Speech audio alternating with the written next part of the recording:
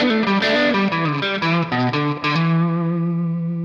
dear friends, it's great to see you again. In case this is our first meeting, I'm Stephen Clements, a writer, a gamer, and an appreciator of big brain activities in general. On this channel, I perform dramatic story readings, I provide role-playing game and movie reviews, and I get to talk to interesting people. And in this installment of our ongoing series of talking to Ernest Gary Gygax Jr., the firstborn son of co-creator of Dungeons & Dragons, Ernest Gary Gygax, we're getting insights into the family history of the people that birthed the role-playing game industry and talking to an interesting person. This installment is one that I've been looking forward to for a long time because throughout previous episodes, Ernie teased the fact that as a wee lad, as a shoeshine boy, he worked at the Playboy Club in his hometown of Lake Geneva, Wisconsin. Businessmen, rich guys, high society folks, players, entertainers of all stripes, they would head to this resort town and the prestigious Playboy Club, whose building is now the Grand Geneva, where Gary Con happens, to relax, to party, to have a good time, and chase some bunnies around for sport. Now, the young bucks watching this might not understand what's so cool about a Playboy Club, a place founded and frequented by Hugh Hefner. Well, I'm sad for my young dear friends out there because probably their entire lives all they had to do is pull up their phone and they were just awash with all kinds of porn. And there's no guarantee it was going to be any good. It might be trashy, it might be awful, might have bad production values, on and on and on. The girls might be ugly, the guys might be ugly, depending on what you're into. But back in my day, if you're most men,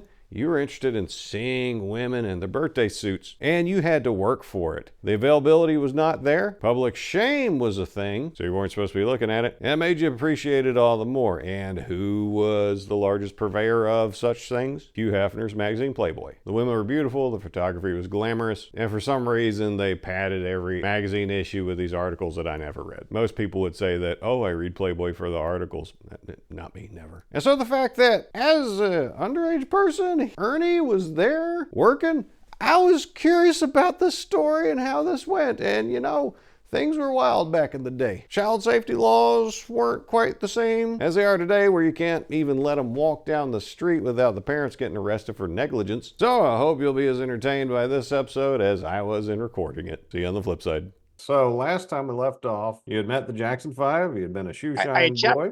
Oh, absolutely. But the shoeshine boy, I didn't explain because that's all the Playboy Club. But I just found a little addendum for even before that is that when I went sledding with the neighbors, which was just on the other side of 330 Center Street, we used to think it was grand fun. And I was very young, I don't know, 7 or 8. And then Danny Flynn was in front of me on a regular old-fashioned sled that was holding on to his back. And as we were going down the hill, of course, we were going towards a hedgerow, which we would normally turn off or use our feet and stop. But for whatever reason, Danny turned off to the side and flipped off the sled, and I kept on going right into a trash burner. My neighbor had caught me underneath the chin. So for at least a couple of years, I didn't do sledding. And then Dad decided to get me back out there with Elisa. We went to Hillmore. And he grabbed a toboggan as well as a sled, and we went over through the local schoolyard and across the White River to the same property that Donna and I and others have just rescued from development and or apartment buildings. That's 192 acres. But where Dad took us was right by the clubhouse, which was called the 19th hole at the time, I think. And it was a lot of fun because you either had a steep hill or you had a series of much slower but graduated hills with about 1 or 2 plateaus where you then be going and then go back down, all doing the same amount of distance. So it depended on whether you wanted a slow, longer ride or if you wanted the woo. So I was just trying to think of different things because Dad was a fantastic person when he was spending time with his children. And there wasn't enough of that because he was so involved with gaming. And that's part of what we lost, being the children of a creative genius. There's just nothing else to say about that. But the Playboy Club. If we can expand on that a little bit more, I know you said there's nothing else to say about that, but did it not? Dad would stay up. You got to game with him a lot, right? And so that's still spending a lot of time with him, isn't it? Oh, yes, but the other kids didn't. And yes, we did. But even then, it didn't seem like enough. Maybe I was voracious because I just couldn't get enough of this playing. We used Airfix miniatures at that age, at 10 years old. We weren't using, I don't think, 25 millimeters yet, or even the 30 Napoleonics. We might have just about. But we played Feudal. We played Stratego. He tried to teach me Waterloo, Avalon Hill, and it works all right. Battle of the Bulge, I enjoyed with him. And anytime he made a new product, of course, I was sent to do a little bit of give up the which was mainly Dave Arneson and Mike Carr. That tricolor, which was the Napoleonics, and Jeff Perrin was using a different set of rules, but he was willing to try out the tricolor rules because he was an aficionado of Napoleonic action. Not exclusively, but that was his primary interest. And Jeff Perrin, of course, is the fellow that did Chainmail with my father, that, as I've said before, had absolutely no interest in the fantasy section, but he just wanted to put out something that maybe 100 or 200 people would play with. Instead of thousands, whatever, that did play. And that's probably was just thousands who played Chainmail, the miniatures game. Tens of thousands, I'd even say. A lot of people will say, well, what's so special about that? Because they've used the name, just like I believe they've used an Unearthed Arcana that isn't what my father created. The company owned the name, like Fleetwood Mac, the band. There used to be a blues band. Okay, so things change, but it's still tough on us that really enjoyed the original works. And we were making, or at least Dad was making, and I was getting to help along with many others, make things that would last, that had value. And it doesn't matter how many decades, they're still fun to play. Later, not a problem. He even taught me a little bit of H.G. Wells' Little Wars, from the, I think that's late 1800s. So and this typically is all the called the sort of first thing. war game. You made a lot of diplomacy. Oh, that thing. Yes. That's a tough game. So the stories about you helping putting together the original box sets of D&D and playing all that and learning how to run it, and then Luke and his character Melf getting several spells named after him, that would leave me with the impression that Luke, of course, he was not born until late 70. Yeah, right. But that gives me the impression that your dad did spend quite a bit of time around y'all. Is that a mistaken impression? No, but it's just that he was going to spend time on gaming no matter what. And he would include the children that were interested. And Elisa tried a little bit, but didn't have the great interest. Heidi did game probably more than Cindy, but even Cindy tried a little bit. And Cindy, just as a side note, is the one who picked out the name that became the product that we all know and love, Dungeons and Dragons. Now, she picked it out of a list of about 30 different names that Dad said, okay, children, now I need some help. What's the best name? And obviously, the rest of us with our choices didn't agree with Dad. So somehow that became the product because it was only called the fantasy game at that time. What was your favorite name? Don't remember, but I've been sharing names with other people to try to create games that use the concept of just two words and an ampersand sign that have to do it. So, and I like to try to keep things where you have the same consonant on both ends. I mean, on the front of each. That helps it sing. So that's what's really important. Dungeons and Dragons didn't have to be the winner. I think the product itself was what drove the whole machine. But it's now become nomenclature and part of our world. So, and it's now obviously common as so many programs, Jeopardy, so many night show hosts that have discussed this, so many stud actors that have come out and say, yes, but I played Dungeons and Dragons as a kid. I wasn't lifting weights yet, but I've become this big bulky guy that women go, oh, over. Yeah. Well, I appreciate you letting me go down that digression about, y'all's involvement in the games. And okay, now I got a better picture of what that is like. So if you were interested in the games, you got more time around them. If you weren't interested, then you got less time around them. Okay. But there still was a family dinners where, unless a lot of people were over playing games, we always had to sit at the table. In fact, later on, once Luke was a young man, when my step-grandfather, Walter Gatlin, died, Dad's mother started coming over for dinner 6 nights out of 7. But she would bring dessert. So we were really fired up. She'd bring a lot of pies, sometimes custard, homemade custard, tapioca pudding. And once in a great while, she'd make a cake, but Dad would complain bitterly. Well, why didn't you make a pie? I don't like cake much. So the only cake that she could make that would satisfy him was called a dribble cake. And that's a white cake with unsweetened chocolate dribbled over it so that maybe 3/4 of it's covered with that. So the sweet buttercream or whatever is offset by the cocoa flavor. It's good. He was doing it with coffee. Dad wasn't much into real sweets. Hmm. So in our, you would have things like most of the time though, we were satisfied with mom doing pork chops, chuck steak, curry, beef curry. She did a Spanish dish which had eggplant, olive oil, and sausages in it. That was pretty damn good, though it was extremely oily. All these things, rabbit, not very often, but nope, nope, I'm not eating the buddy. So again, dad enjoyed good food, plenty of it, and mom had to learn. The very first time she cooked for dad, she made baked beans, but she didn't soak the beans overnight. And then she put it in the oven with the molasses and all this, and she had to throw out that pan because all it did is make this hard shell, this rough hewn shell. It's like making This, a rough hewn dungeon out of a clean pan. this bean brick. So I That's don't know you what can they did. build a house with it. Yeah, yeah, yes, probably much better than strong clay. Did Grandma bring over a favorite dessert of yours? Like, was there one of the ones that she brought over that you really There was loved? there were so many. Strawberry rhubarb pie. Everything was homemade. Once in a while, pecan pie. I didn't care much for the mincemeat that she'd make also. Goodness, goodness, goodness. A very good apple pie, cherry pie, peach pie. There was nothing that she couldn't do because she had a lot of time now. She used to go around with her husband stocking vending machines in taverns and laundromats, basically, with the popcorn and also hot nuts, as well as she'd make fudge around Christmas times that the bars could be selling people big chunks of homemade fudge. So yeah, she'd even make us some fudge once in a while. It wasn't Ooh. only the other. And we got all the popcorn we could eat because she would buy these bags that were about 4 feet long and maybe a foot wide, long tubes of popcorn that you would get from the supplier. And, she did a lot of things with pistachios. Grandma was a wonderful person. Both grandmothers were nice, but dad's mother really had it on the ball, at least Nice. from a kid's perspective. If I went over there, she would instantly have cookies and grape juice ready, no matter what, whatever time I'd arrive. Unless it was between 1 and 3, when her and Walter had their private time in bed in the afternoon. They had their little nap. And Hmm. one hopes that they had more than just that. But that wasn't for me as a child to worry about or even know it.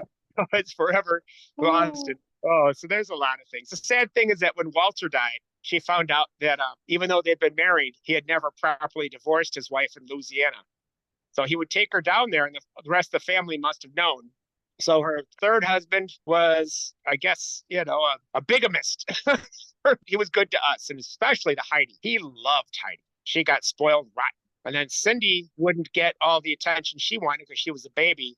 So I would do things like take Cindy out swinging or go to the grocery store and buy her Swiss cream, which she loved, the soda pop, and this sort of thing. But I'd force her to stop crying and give her like a dandelions. Then we'd rub them on her chin to make butter and all that. So I got to spoil Cindy a little bit because I just saw the unevenness. But that Heidi was getting some attention too. And we still got good attention, but Heidi was getting a double share.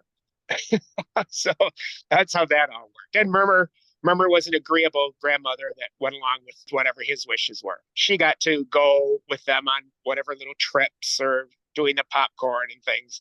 And then later on in life, I got to go with my grandmother when she no longer had a husband to help her. But at some point, she got tired of that. And I probably didn't make much. She probably sold it for not very much. A bunch of, light bulb vending machines with, with slots for money, I mean, and a few nut hutches, which is just, again, light bulbs keeping them warm with two sides, cashews and whatever else you wanted to have in the tavern. Huh. But they were tasty. And that was a job. That way in cooking, boy, she could cook. And they would go down to Dad's mom and Walter would go down to Louisiana for like 3 weeks at a time, maybe even twice a year, where they do these big fishing trips out the bayou and catch a lot of fish. And I guess that what was odd about that, I said, well, there's no islands or anything like that. She said, yes, we as fisher people, we just pretend like the other guys aren't there. They don't pay too much attention to our bodily needs and functions. But, the fishing's what's important. So that was to a kid that was like, wow. And I also, just coming up to 10 years old, she asked me something horribly private. And I said, Grandma, where she said, Ernie, are you having enough bowel movements? Grandma, what do you want to talk about this for? She says, it's very important to the quality of your life. So I remember that it was a shocking experience to be questioned about about dumping or not. Yeah. Was grandma into like colon cleansing as a health method, or was it just a random one-off question? It was just a random one-off question. Who knows? Okay. Maybe I spent too much time in the bathroom. I don't know. There was no other reason at that time. I was prepubescent. So, Gotcha. but Okay. So about the shoe shining. Sorry, yep. sorry to derail that. Oh, that's all fun. It's all wonderful stuff. It's good stuff. It was interesting. Nobody couldn't go to the Playboy Club because we didn't have enough money. It was key members only, at least to get into the cool bar. You could get stuff, and they had a gate guard. So it was a restricted, semi-restricted thing where you'd have to have somebody with the card with you to get in and spend large amounts of money. And Hugh Hefner would fly in on his private jet to the Lake Geneva airport in the Playboy Club. There was a shooting range so that people would be blasting away with shotguns or rifles, which now has been stopped. But it's something else. I think it's probably part of a golf course. It could even be a bunch of condominiums because they've added a ton of places where you can live on this beautiful acreage. But of course, part of where you're living is they're destroying the real beauty, but you still get to be by the little white river and all that. And that's part of what I've helped to save with Hillmore. As I said, my dad was even a caddy at Hillmore back when it was a golf course in his youth. And his dad used to play there and help design the course. So even though I've been now fighting hard and have succeeded to keep it from being a golf course again, because we're surrounded by golf courses with all these big dollar corporations that have really filled the void. But now it's just a fantastic natural park. And at that time, all the kids would walk through it here and there. You just had to be careful not to get the groundskeepers upset with you and all this, and know how to run and hide in the trees or whatever. but again, so at 10 years old, Gino, as I said his name before, said, "You're good enough to work for me." He says, "There's no pay. You get what you earn." He said, "I'm setting you up with all the tools, all the polish, all the brushes, cleaning cloth, whatever. You guys got to provide the time, the skill, and the spit." And that I could do. So I got to go to the Playboy Club before my dad ever got to really know it. So he became a member not too much longer. He might have gone out there once or twice with mom, and the bunnies were still there. So with that time, Gino got me this job, and I came there, and it was also handing out proper towels. There was always paper towels. But if you wanted a real towel, we would then pick it up and it would go at night to the valet service, which ran. And there'd be a tip jar. And the tip jar I always kept $1.75. Okay, otherwise skim out whatever the rest was. And that was all mine too. So there was Vitalis, as I said, stuck out. The lime aftershave stuff that the barbers would use, that sort of thing. Brushes and combs that would be sitting in a solution, but people weren't anywhere near as paranoid about, contact and germs and things. And then just outside of that area, which was, where the sinks were, there was a small divider that had a small space where I could, from sitting in my chair, I could see the mirrors and could see all my area. So even if I wasn't in that room hanging out a towel, I could see people hanging out there. So they couldn't be stealing all my stuff. There was this raised chair with a step and some little stirrups a bit for people to even put their feet on so I could shine them up. And that room also was wonderful because it had a big phone booth that was a couch, totally leather all the way, in this big old inset square. And that's where I got to start hearing lots and lots of phone calls. Some of the most familiar phone calls I got to hear, and this is partially why I didn't get to last longer than 6 days working there, is that I would see guys calling their wives while they had these dressed up, ladies out there going, ooh, ooh, ooh, no, this kind of thing, At least this one that really stuck in my mind mostly would have been your dim-witted or either that or extremely intelligent blonde playing a game hooking this guy. But he called up the wife and he says, "Oh, honey, I'm just going to stay in Chicago overnight and do my work." And this and that, of course, and he's in Lake Geneva. So that kind of thing. And of course, I told everything to my mom and dad. I was I still talk, I have no filters. So luckily they still let me go because every night I would come home with more money than dad would earn at the shoe repair. So I made $110 in 6 days. Wow. At $1970 as a 10-year-old. That's a lot of money. Yes. And I got to have free food in the employee cafeteria. Wow. So and they also had a really cool Space Invaders game and some pinball that I could play off and on too in another room. But whenever I was ready to work, and I could take breaks. But the idea was to be there so as not to miss a lot of the business. And at those days, it cost $1.25 to get a shoe shine. That way, I had a good chance of getting $2. Gino would set this up so that no matter what, it would add up. And then for boots, it would be $3. And you could always hope to somehow get $1 or $2 out of it. Oh, here's a 5, kid. But I did do one pair of shoes for a fellow. He was a black man, and he really was critical of everything I was doing. What about here? Oh, yes, I was working. And by the time it was through, he looked at it and says, I used to be a shoe shine boy, and you just did a great job. He gave me a $5 tip. Woohoo! No. Wow, dude. In the employee lunchroom, I'd be eating with bunnies. But again, at 10 years old, I was intrigued, but didn't have any drive about anything to do with the bunnies. Damn it.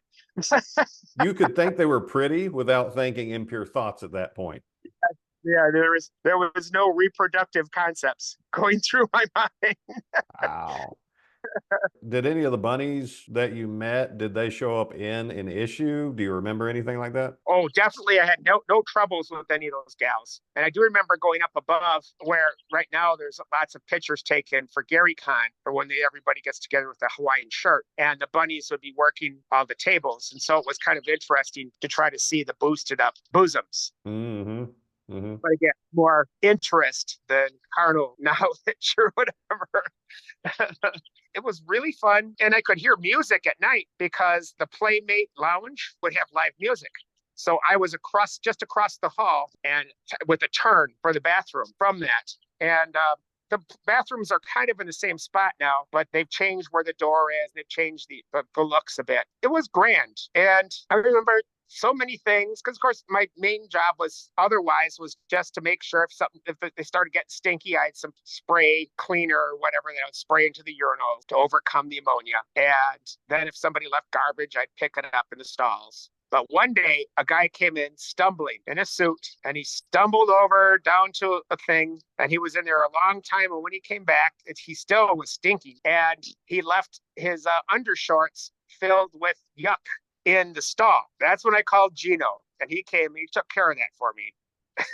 That was nice of him. Yeah, as a little boy, that was a little extreme for me. Yeah, that's a bit much. I bet you hadn't encountered that before, so you at least needed some direction. So it's really good that he took care of that. Now, who took you to and from the Playboy Club? Gino would pick me up at 330 Center Street. Okay. When he was through with his work for the night, probably about 10 o'clock at night, I get to go home. So it's probably about like noon to 10 at a guess, maybe 11 to 10 is what I was working. Wow. You hear a lot of great music that way. That's cool. So what did your parents think about Gino's offer for you to go work at the Playboy Club? Because Playboy had a reputation. We didn't have a lot of money and I was willing to work. So just before I went to work, she took me to the post office and got me my Social Security card so that I could be a proper worker. That's from 1970 on. I've been on Social Security, at least on their net of information, sometimes paying in, now collecting a bit.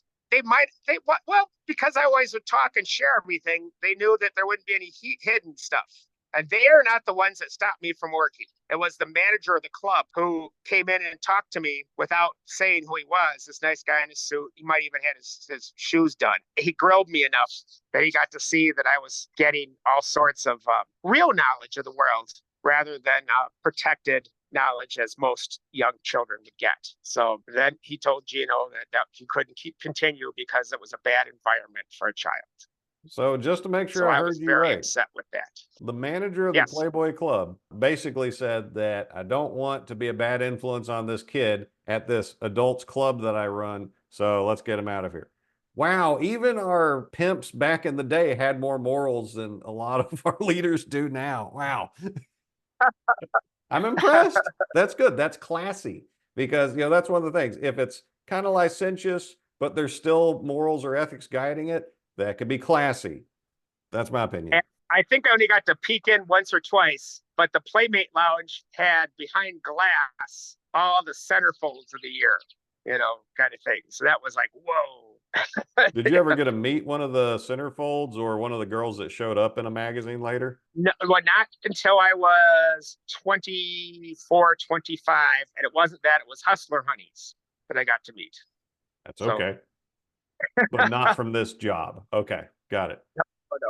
And at that time period, I was a bit more licentious and a little more interested in whatever else. But that's again, that's it. What my Beverly Hills ages. So So the Playboy Club back then, it's the Grand Geneva now. Where was your setup? So you come in the front door of the Grand Geneva. Which way would you go to get to where you worked? you go to the left, and then you pass by maybe a restaurant, and there was all the open bar all over the place for the bunnies to handle. Lots and lots of tables, little tables everywhere, and they would do their dip. The world famous dips. And you couldn't pull a bunny tail because it was a little after that, but one of our mayors, Mayor Johnny Jack, I think it was, ended up grabbing a bunny tail, and they actually kicked out the mayor of our town from the Playboy Club. So that's the kind of interesting stuff I remember because it's fun. Standards are standards, and you will behave around ladies. I like it. I like it. And Hugh Hefner had his own suite that had a pool table and a special, I think, round bed or something. And that room is still used, I think, by my brother Luke during the convention. It's changed a bit. It was probably a lot more fun back then. Did you get to meet Hugh Hefner? No, I did not. No, I did not. He had several other clubs at the same time. So, Right. He was a busy Bob, dude. yeah, Bob Hope came there. But as the years went on, I'll say that wasn't my only time at the Playboy Club, because at 13 years old, Gino gave me a job as the fellow that would in the valet service for clothing. And I would take your order, write it all down. We'd figure out what was the time you'd want it delivered. And then I would also get to be the guy that would go take the clothes up to their room. And so even though I was just getting an hourly wage, then I was 13 years old. And that might have lasted the whole summer. So I only got to keep the tips and a small wage at that time. But at 16 years old, minimum wage, or 17, was only $1.60 an hour. Okay, because that's what I got to earn when I worked for the Badger High School, because my folks were still poor. And so they had a program where if they needed work done, you could get paid minimum wage as long as the people that had you doing it would sign off on your hours. So I was a janitor then. At the And Playboy came to Club or somewhere else? despise my fellow. No, that was at Badger High School when I was just Okay. in high school. But that's still later. But what was disgusting is that there was all this unnecessary work that the lads were creating for these nice old World War II vets. One guy had been fighting in the Japanese in the islands. Another guy who'd been an artilleryman who fired 155 long toms, the big pieces of artillery. Yeah. And still using 155, I think. But his hearing was pretty messed up, and he had a hand that was all deformed from, I think, maybe getting caught in a breech block or something, very that kind of thing. That'll happen. Yeah. It was against Germans. The Playboy Club was a wonderful spot. And of course, the next lead in would be how it was, I believe, Gen Con 9 was held at the Playboy Club, and how Fritz Leiber and Harry Fisher were the special guests of honor. Those are some special guests, yeah. And it was still the Playboy Club at the time of Gen Con 9. I hadn't transitioned to it. Okay, neat. So that'd be what, 77 maybe? I'm trying to think around there.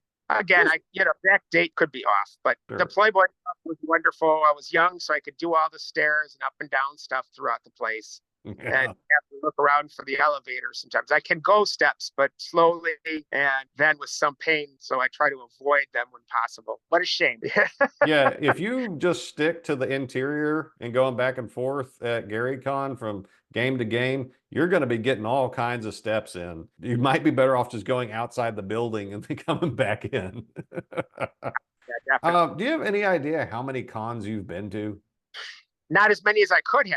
Oh, yeah? But yeah, I like conventions, and now I'm not going to anything but GaryCon, though I'm still very tempted to go to Phoenix Con, which is what my shirt is. Yeah, Chris Clark says he likes that. Yeah.